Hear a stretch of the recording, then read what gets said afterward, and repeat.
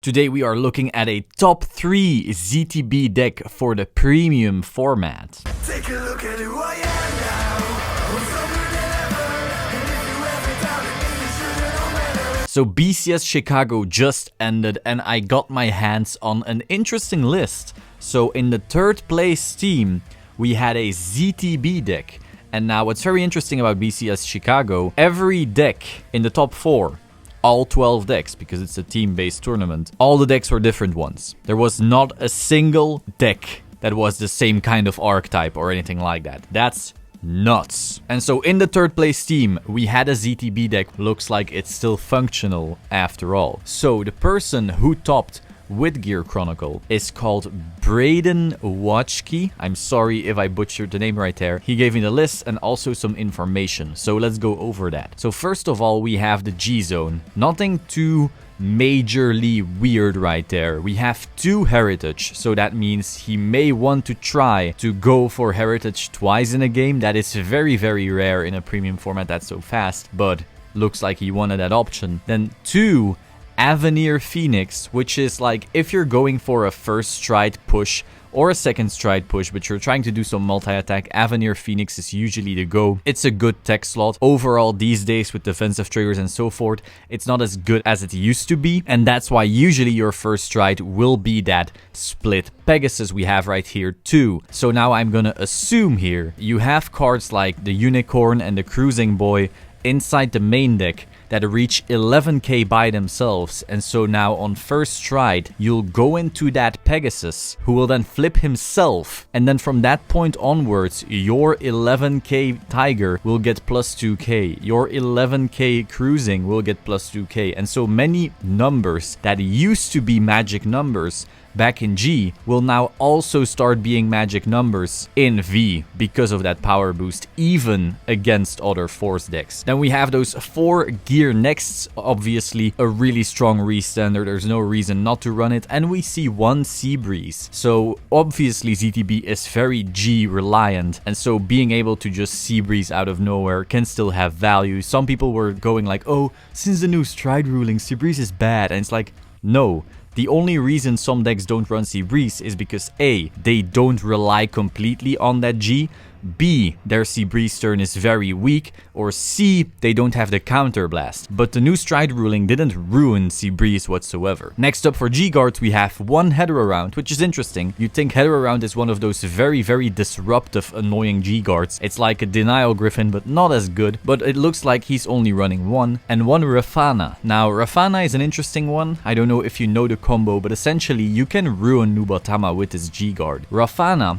lets you call a rear guard on another circle, and so what you will do is when a Nubatama opponent uses Rene against you, he forces you to call 2 cards and attack with them 1 by 1. And so the first attack you use Rafana, and then you can call a rear guard over that second rear guard that they force you to call. And so that rear guard isn't yours, so you're not allowed to do anything with it. But that circle that second rear guard is on, that is yours. So you can call stuff over it and that way stop one of those huge attacks. And so with 1 G guard, you're essentially stopping a Rene. Then we have 2 of the ZTB G guard. Obviously, you want to be able to spiral into that heritage second stride if you do have access to it. And because we do run that Cruising Boy, he will be able to fetch those heals quite easily. That's what Braden told me as well. Makes a lot of sense, so you definitely want to run 2. Finally, Uluru. This is the biggest G guard Gear Chronicle has access to, and so you might as well run it. However, the more interesting thing is obviously the main deck, because the G zone hasn't really changed over the years, apart from maybe some meta calls and so forth, but the main deck has changed because we did get that Answer of Truth booster. However, you will quickly notice that it really didn't change a lot about that main deck. So we start off with 4 Chrono Jet Dragon Z.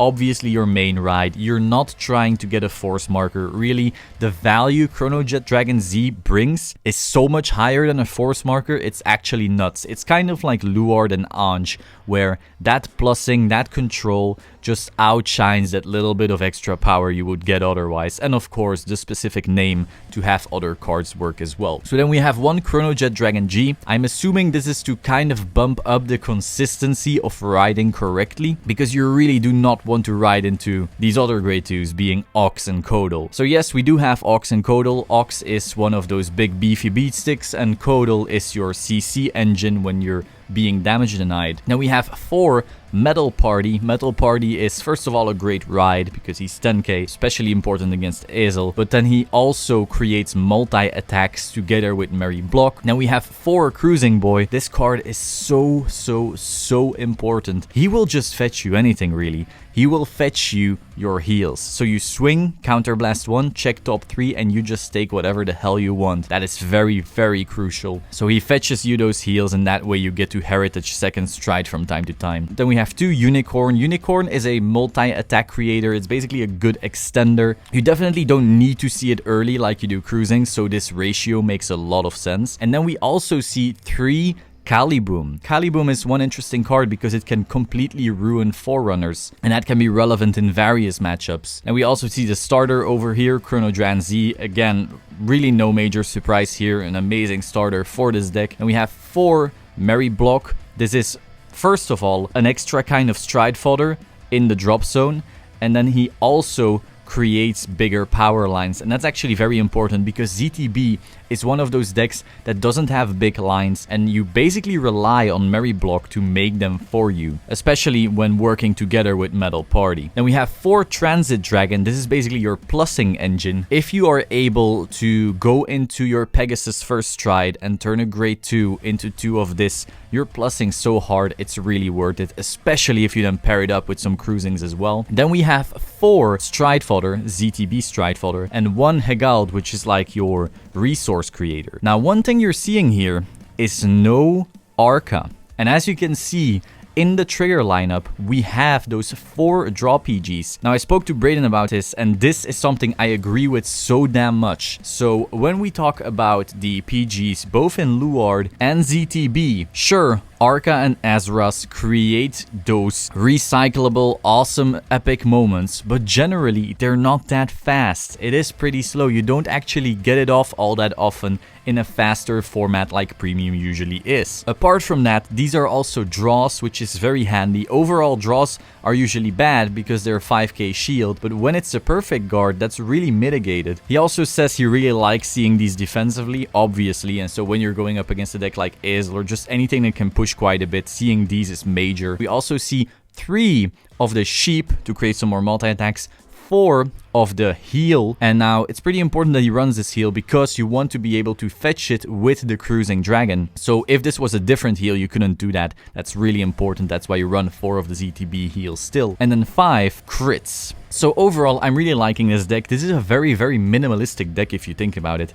It's basically the old ZTB list, made as consistently as possible. You see with the 4 cruising, 4 Metal Party, 4 Merry Block. Braden really saw, okay, we have these specific cards that are majorly important, and we're gonna max them out, and then things that can be teched will be teched, as you can see in the 1 Hegalt, the 1 Ogs, the 1 Codal, and so forth. And then by running those draw PGs, he had more room to do all of this. He's able to run more grade 2s than a usual deck can because he freed up those grade 1 slots. So overall, I love this deck list. Congratulations to you. Thank you for letting me cover this on the channel as well. And I hope everyone enjoyed the video. I will see you soon. Ciao.